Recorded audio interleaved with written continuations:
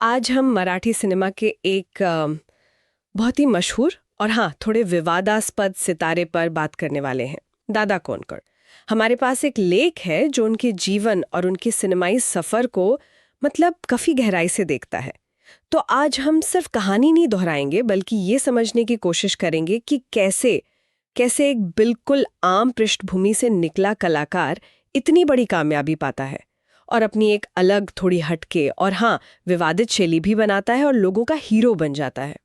तो चलिए मुंबई की चाय से सिल्वर स्क्रीन तक के कृष्णा कोंडके यानी दादा कोंडके के इस अनोखे सफर को थोड़ा करीब से देखते हैं। दादा कोंडके मतलब कृष्णा कोंडके 1932 में जन्मे, मुंबई के लालबाग इलाके में एक कोली परिवार से थे। सुना है बचपन काफी मुश्किल था और एक हादसा हुआ जिसमें पूरा परिवार, ये तो बहुत दुखद है, और कहते हैं इसी के बाद उन्होंने तय किया कि वो लोगों को हंसाएंगे। ये बात सही है? जी, ये बात काफी कही जाती है। हो सकता है कि वो दूसरों को हंसाकर अपना दुख कम करना चाहते हो, एक तरह का कोपिंग मैकेनिज्म शायद। बिल्कुल। शुरुआत उन्होंने की थी मराठी लोक नाट्य यानी तमाशा से। अच्छा, तमाशा से? हाँ, उनका एक नाटक था विछा माझी पूरी करा। वो जबरदस्त हिट हुआ था, 1500 से ज्यादा शोज हुए उसके। 1500? गजब है। जी, और यहीं से उनके अभिनय की नींव पड़ी। वो तमाशा वाली शैली, वो सीधापन, वो उनके सिनेमा में भी दिखता है। हाँ, दिखता है। और फिर फिल्मों में आए 1969 में तामड़ी माती, जिसे नेशनल अवार्ड भी मिला। जी हाँ। लेकिन जो असली धूम मची वो थी 1971 की सौंगाड़िया से, है ना? बिल्कुल, वहीं से उनका वो सिग्नेचर स्टाइल पकड़ में आया। कॉमेडी, लोक रंग और वो दोहरे अर्थ वाले संवाद। हाँ, वो डबल मीनिंग वाले डायलॉग्स। और ये फॉर्मूला इतना चला कि उनकी एक के बाद एक 9 फिल्में सिल्वर जुबली हुई। 9 फिल्में लगातार?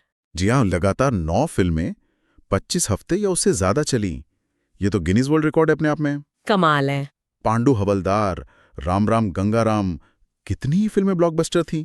और मजे की बात ये कि वो सिर्फ एक्टर नहीं थे, कई फिल्मों के राइटर और डायरेक्टर भी वो खुद ही थे, तो पूरा कंट्रोल रहता था उनका। हाँ, ये बात तो है। लेकिन फिर वो जो दोहरे अर्थ वाले संवाद थे वो विवादों का कारण भी बने, है ना?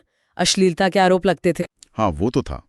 सेंसर बोर्ड के साथ तो उनकी खींचतान चलती ही रहती थी, आम बात थी ये। अच्छा। कई बार लड़ना पड़ता था फिल्म पास करवाने के लिए, लेकिन एक बात माननी पड़ेगी, उन्होंने अपना स्टाइल कभी नहीं छोड़ा। सही। शायद यही वजह थी कि आम जनता उनसे इतना जुड़ती थी।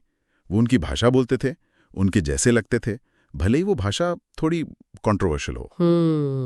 तो ये भी कह सकते हैं कि उनकी कॉमेडी एक तरह का सामाजिक कटाक्ष भी थी, शायद उस वक्त के ढकोसलों पर। हाँ, बिल्कुल कह सकते हैं। वो सिर्फ हंसाते नहीं थे, शायद कहीं ना कहीं इशारा भी करते थे। अगर उनके निजी जीवन की बात करें तो शादी हुई थी पर चली नहीं ज्यादा।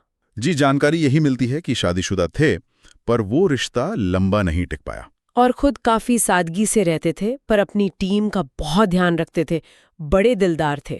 हाँ, ये किस्से तो बहुत मशहूर हैं। अपनी यूनिट के लिए, अपने साथियों के लिए बहुत उदार थे, एक परिवार की तरह मानते थे सबको। अफसोस की बात है कि 14 मार्च 1998 को हार्ट अटैक से उनका निधन हो गया, मुंबई में ही। उनके जाने से यकीनन मराठी सिनेमा में एक खालीपन आया होगा। निश्चित रूप से। वो सिर्फ एक एक्टर या डायरेक्टर नहीं थे, वो एक फिनोमिनन थे, एक पूरी शैली थे। आज भी लोग उन्हें कॉमेडी किंग कहते हैं, जनता का हीरो मानते हैं। हाँ। और उनकी विरासत वो आज भी जिंदा है। मराठी कॉमेडी फिल्मों में, तमाशा में उनका असर कहीं ना कहीं दिखता है, वो लोक कला और वो बेबाक अंदाज। तो कुल मिलाके दादा कोंडके एक जटिल शख्सियत थे, जबरदस्त कामयाबी भी और उतने ही गहरे विवाद भी। जी। और उन्होंने ये दिखा दिया कि भाई जरूरी नहीं कि आप पारंपरिक रास्ते पर ही चलो, अपनी अलग राह बनाकर भी आप शिखर तक पहुंच सकते हो। बिल्कुल सही।